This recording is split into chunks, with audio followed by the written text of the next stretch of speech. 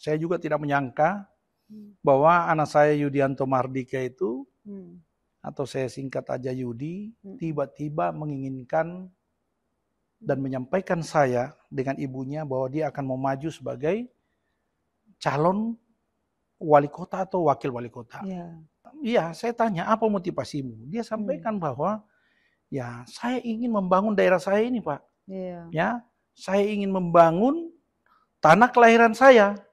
Sebagai orang tua melihat hal yang baik, ya, suatu hal yang baik, saya apapun yang dia minta atau yang dia inginkan anak saya, kalau saya merasa itu sangat baik, ya, saya pasti dukung. Nah, jadi saya kira suatu hal yang baik, ya saya sebagai orang tua mendukung. Jadi keinginan maju itu bukan dari saya, bukan dari saya. Saya hanya menyampaikan untuk apa. Saya sudah sumbang mesin oksigen. Mesin oksigen di rumah sakit Kota Kendari. Nah, ini masih wali kotanya orang lain. Ya. Betul. Kalau anak saya sendiri yang jadi wali kotanya, saya kira saya akan bergerak full untuk memasukkan investasi ke Kota Kendari ini. Betul. Ya, karena ini sangat penting, apalagi Kota Kendari adalah ibu kota kita. Bagaimana Kota Kendari kita ini bisa berhasil? Ya, berhasil sebagai ibu kota Sulawesi Tenggara, ya harus pilih wali kota yang didukung oleh presiden terpilih. Iya kan?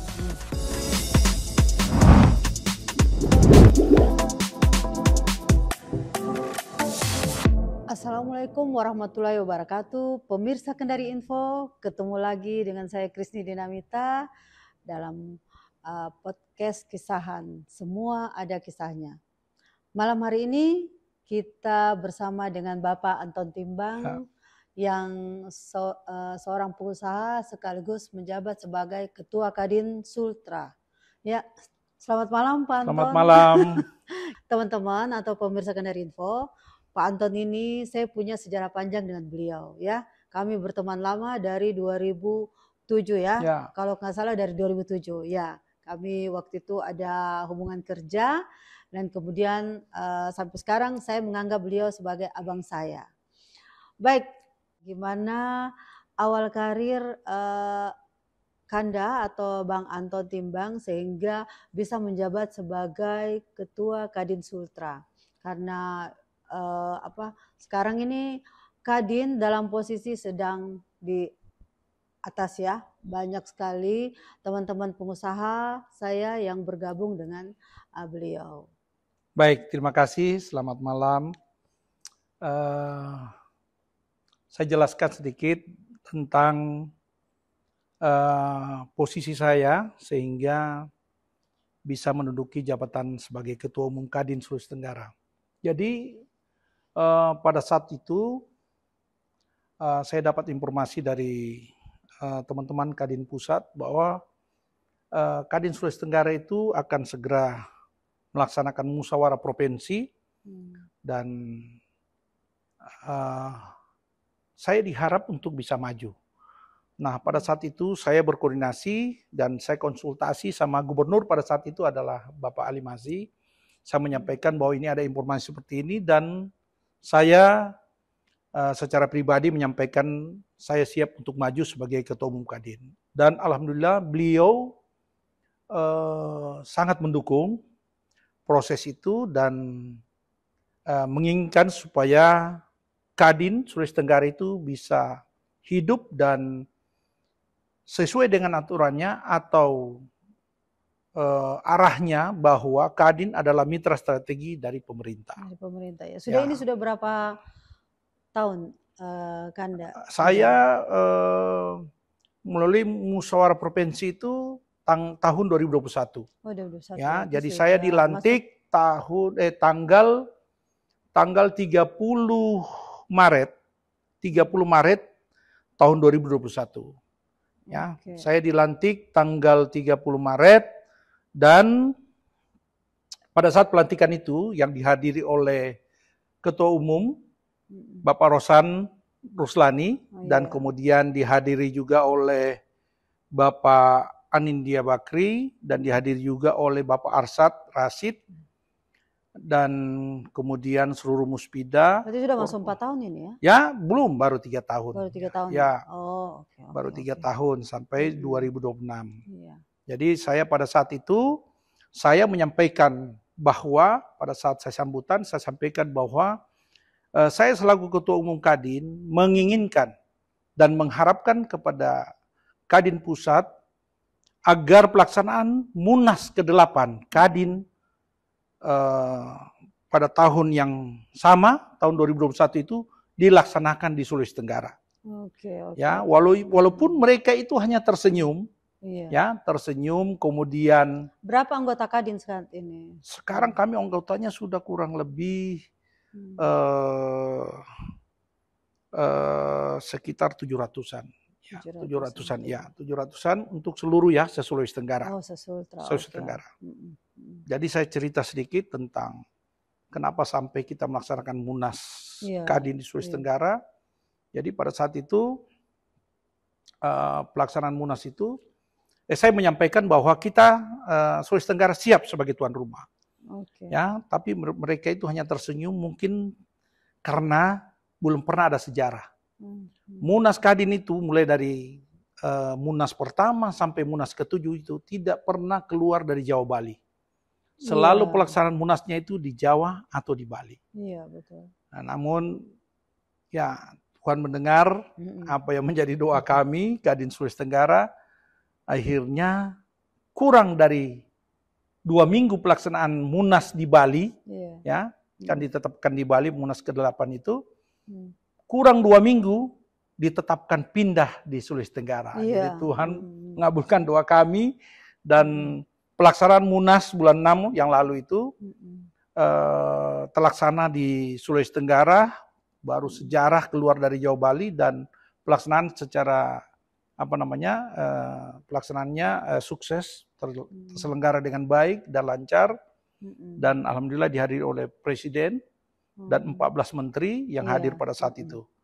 Jadi ini juga menjadi suatu hal yang luar biasa, penghargaan yang baik dari pemerintah pusat sehingga pelaksanaan dipercayakan di Sulawesi Tenggara, di Kota Kendari. Dari 17 kabupaten kota, ada enggak yang bergejolak keberatan dengan Kanda waktu pemilihan? Atau langsung aklamasi ini?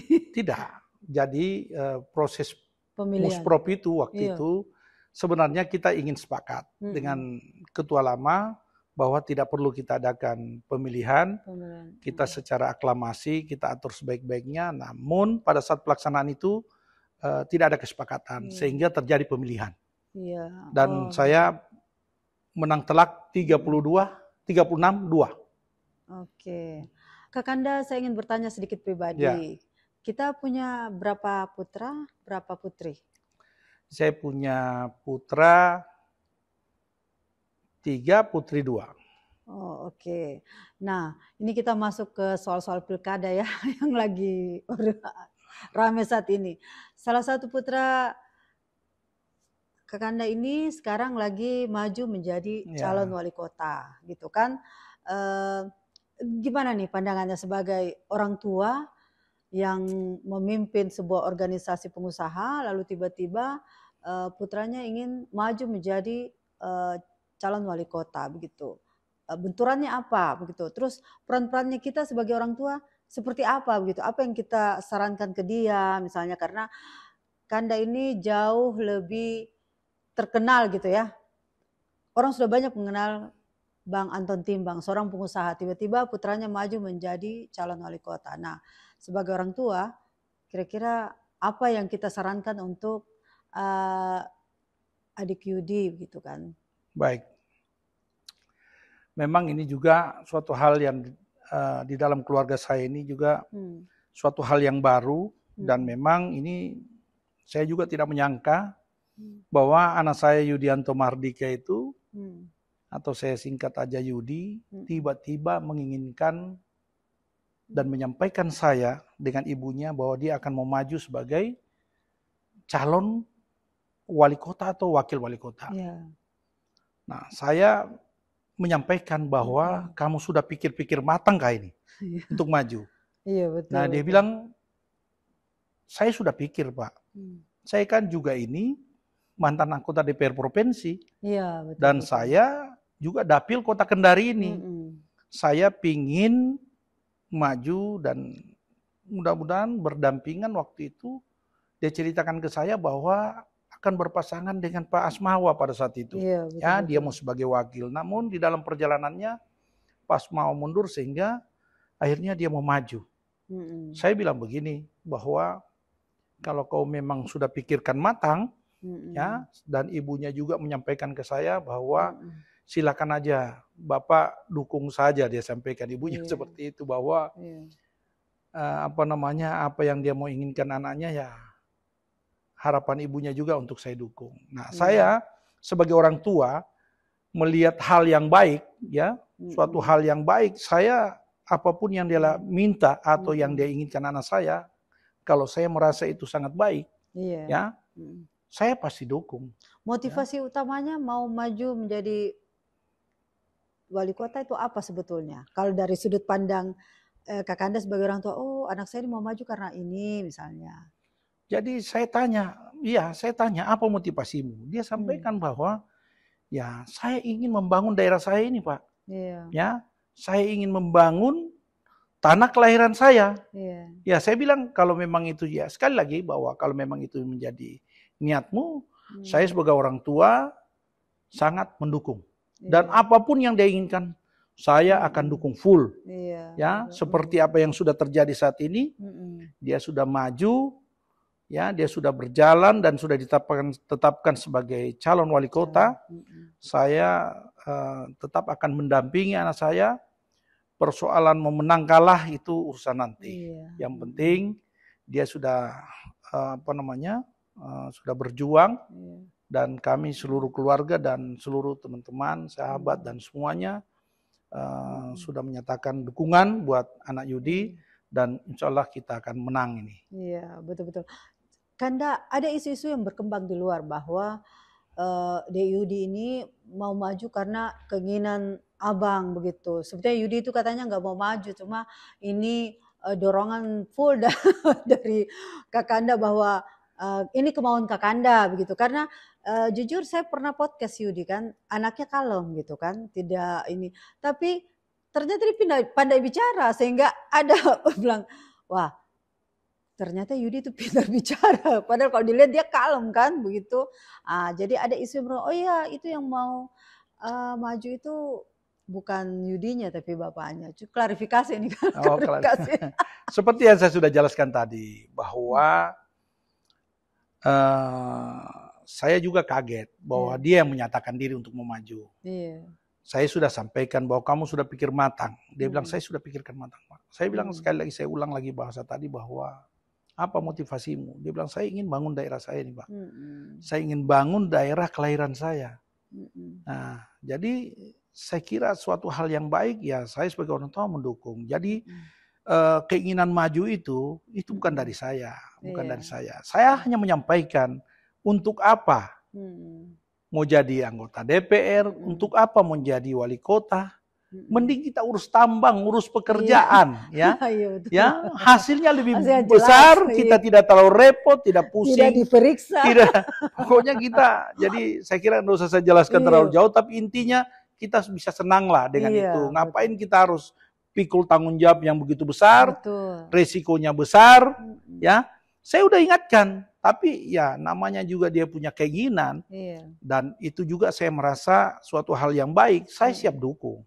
Apapun itu saya akan dukung anak saya. Iya, betul-betul.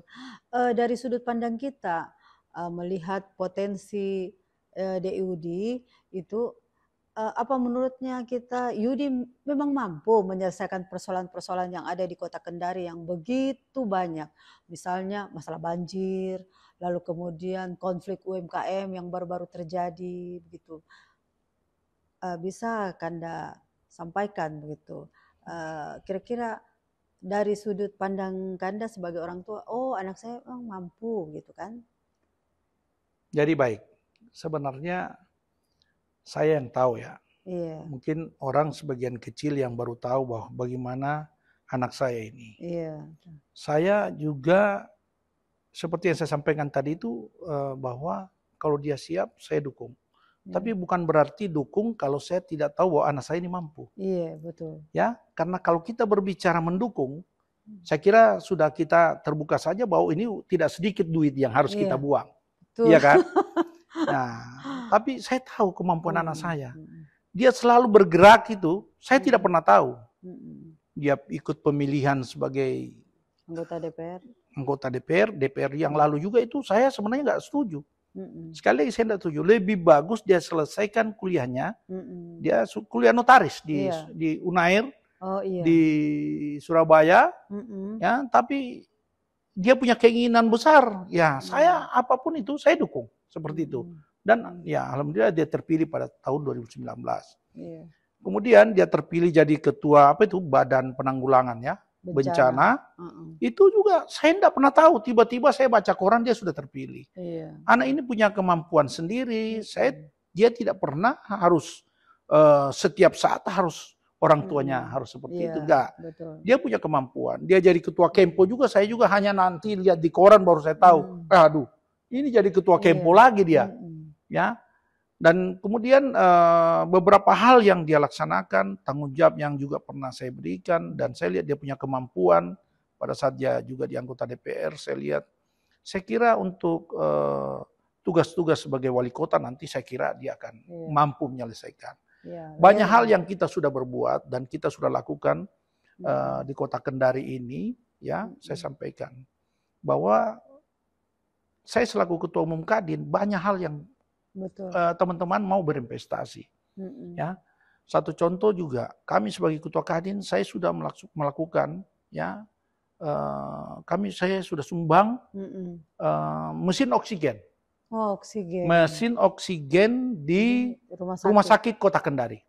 Berarti Abu Nawas ya? Ya, rumah sakit Abu Nawas dulu, rumah sakit Kota Kendari. Saya sudah sumbang itu mesin oksigen dan itu harganya 4,8 miliar. Tambah tabung gasnya kalau tidak salah, tabung oksigennya kalau tidak salah itu sekitar 100 atau 150, saya sudah lupa. Kenapa saya lakukan itu? Karena melihat kondisi pasca COVID yang lalu. Nah, sementara kita tidak mempunyai kekurangan oksigen. Nah, kami berpikir bagaimana saya menyumbang untuk mesin oksigen. Dan alhamdulillah hari ini sangat sudah digunakan dan sangat dibutuhkan. Sampai-sampai saya dengar dari rumah sakit Bahtramas pun kalau dia kekurangan dia datang mengisi oksigen di rumah sakit Kota Kendari dan mengirit anggaran pembelian oksigen oleh rumah sakit Kota Kendari kurang lebih mungkin 2 miliar atau 3 miliaran itu sudah irit anggaran itu karena dengan adanya mesin itu ya itu saya kasih gambaran dan itu sudah digunakan oleh seluruh pasien-pasien yang ada. Nah ini masih wali kotanya orang lain. Iya, ya. betul. Kalau anak saya sendiri yang jadi wali kotanya, saya kira saya akan bergerak full untuk memasukkan investasi ke Kota Kendari ini. Betul. Ya, karena ini sangat penting, apalagi Kota Kendari adalah ibu kota kita, ibu kota Sulawesi Tenggara. Ya, ibu kota Sulawesi Tenggara seperti itu. Iya, Kanda maju sebagai calon wali kota itu bukan perkara yang mudah dan murah, gitu kan? Ada beberapa faktor yang mungkin akan menjadi pertimbangan. Nah, saya sekarang ini bertanya, kira-kira apa yang akan menjadi faktor penentu atau pemenang bagi Yudi, gitu? Benar memang pertarungan ini tidak gampang, tidak mudah. Satu hal yang kita akan lakukan adalah melakukan pendekatan kepada masyarakat. Kita door to door menyampaikan apa visi misinya. Visi misinya. Saya juga tidak terlalu ada 7 program menyala yang dia sampaikan itu. Saya kira itu juga sangat baik karena itu dari rumusan dari kedua belah pihak ya pasangan dan kemudian konsultannya untuk membahas tentang visi misinya. Itulah yang kita sampaikan kepada masyarakat bahwa kalau mereka menang nanti akan berbuat seperti ini. Dan saya lihat itu, saya juga sebagai masyarakat yang mendengar itu hasil penyampaian visi misinya, saya juga tertarik dengan itu ya. Saya sebagai orang tuanya juga sebagai masyarakat sangat tertarik dengan visi misi yang dia sampaikan. Nah, tapi suatu hal yang terpenting yang ingin disampaikan bahwa bagaimana kota Kendari kita ini bisa berhasil, ya, berhasil sebagai ibu kota Sulawesi Tenggara, ya harus pilih wali kota yang didukung oleh presiden terpilih, iya kan? Kalau bukan dari presiden terpilih, bagaimana mau bisa mulus ini program, anggaran ini bisa turun. Jadi kalau dipilih kalau sekarang yang presiden Prabowo, Yudi ini ada didukung oleh Prabowo, ya, didukung oleh Gerindra. Nah, program Prabowo yang sudah disampaikan pada saat kampanye lalu, salah satunya adalah perbaikan gizi untuk anak dan ibu hamil, makan gratis itu. Nah, kalau Yudi dipilih, ini program ini secara otomatis langsung jalan, karena ini kadernya, ini adalah dukungannya, ya, ini adalah dukungannya. Nah, ini yang paling terpenting. Jadi bagaimana kita mau menang, bagaimana kota kita ini bisa besar, bisa baik, anggaran bisa menjadi besar, ya harus didukung oleh presiden terpilih. Ya, itu yang kita sampaikan kepada masyarakat. Karena kalau bukan dari dukungan dari presiden terpilih, prosesnya baru melobi. Ya, kalau ini langsung dapat anggarannya. Melobi masih mau susah. Masih mau susah. Jadi kalau Gerindra Yudi maju, insya Allah menang, semua program akan berjalan. Anggaran akan full turun ke Kota Kendari.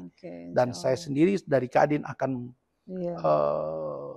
juga akan bergerak dan akan mendukung full, sehingga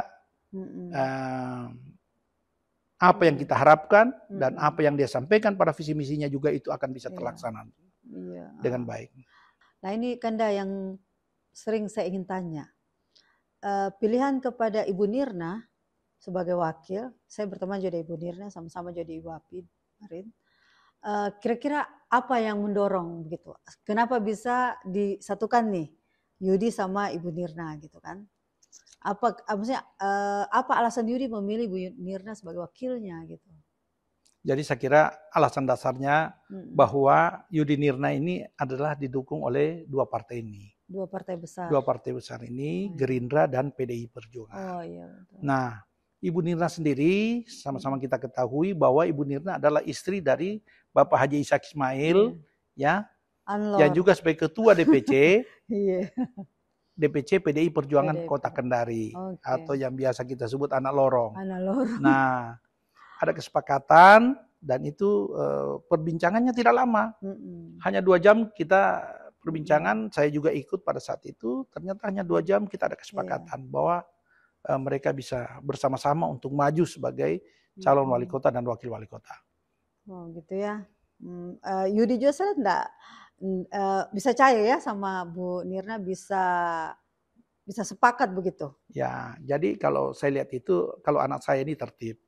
Saya tahu anak saya karena dari kan awal umur jauh nih. Umur jauh, tapi anak saya tertib, maksudnya dia bisa menghargai, dia bisa membawa diri, dia bisa menghargai yang mana tua, dan dia juga bisa menempatkan dirinya mana harus tegas dan mana yang bisa bisa cair lah pembicaraan dan urusan yang lain. Kemudian perlu saya sampaikan tadi bagaimana anak ini ternyata bisa berbicara. Saya perlu jelaskan sendiri. Waktu kecil kalau kita nonton, ya, saya pangku dia nonton televisi, kita agak susah nonton kalau dia. Mending suruh pindah. Kenapa? Ya, contoh, kalau dia nonton televisi ada kapal lewat. Nah, kalau kapal lewat ini kapal dari mana dan mau kemana. Pas dia lewat sudah hilang dari televisi, dia harus tahu itu kapal dia kemana. Jadi saya capek untuk menjelaskan. Kalau kita nonton sama dia. Dia harus bertanya, dia harus tahu. Itu yang bikin pusing saya. Dari tahun berapa dia masuk ke partai politik gitu, bergabung ke politik gitu? Dia di partai politik, saya waktu itu ya ketua masih Gerindra ya. Ketua Gerindra 2013, dia dari 2012. 2013 lah. Jadi setelah saya masuk, dia 2013 masuk juga sebagai anggota. Kemudian dia angkatan muda pertama untuk pelatihan di Hambalang sebagai kader pimpinan muda. Itu tahun 2013. Jadi dia angkatan pertama kader pimpinan muda di Partai Gerindra. Oh begitu. Jadi ya, jadi kalau kader pimpinan muda itu sebelum selesai kuliah dia udah gabung ya? Dia sudah gabung. Dia sudah gabung. Jadi dia kuliah awalnya di Unhalu. Setelah itu dia ambil S2-nya untuk notarisnya di Unair. Oh, rupanya dia notaris dia. Notaris. Ya. Betul. Ya, tapi dia Betul. lebih politik, senang dia ya. ke politik. Iya, betul. Menggantikan saya. Iya, betul. Saya sudah fokus untuk usaha, dia lanjutkan untuk politik. Dia lanjut. Tapi sekali lagi saya sampaikan bahwa apapun yang dia inginkan anak saya, kalau hal itu baik, saya akan dukung full. Ya, insya Allah.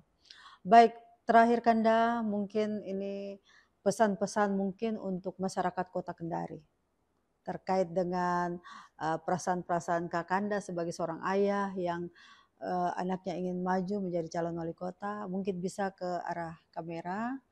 Jadi baik saya sampaikan bahwa ya kita ini sebagai orang tua, apapun yang diinginkan oleh anak kita, kalau itu hal yang sangat baik, saya kira kami sebagai orang tua tidak ada kata lain, kita harus mendukung. Kita akan dukung full apa yang diinginkan oleh anak kita. Selagi hal itu betul-betul baik, apalagi mau menjadi seperti anak kami ini mau menjadi wali kota Kendari, dan ini sangat mulia, dan saya dengan ibunya dan seluruh keluarga dan seluruh teman yang ada juga akan mendukung full apa yang diinginkan oleh anak kami ini. Dan saya melihat memang tidak gampang, tidak ringan. Tapi berkat dukungan seluruh keluarga, teman, dan terlebih lagi dukungan dari Partai Gerindra sebagai pemenang presiden dan didukung oleh PDI Perjuangan sebagai pemenang pemilu, dan ini tidak kecil. Belum lagi didukung oleh Partai PKB, Prima maupun Partai Beringin. Saya yakin bahwa apa yang diinginkan anak saya Yudi akan memenangkan Pilwali pada tahun 2024 ini. Jadi sekali lagi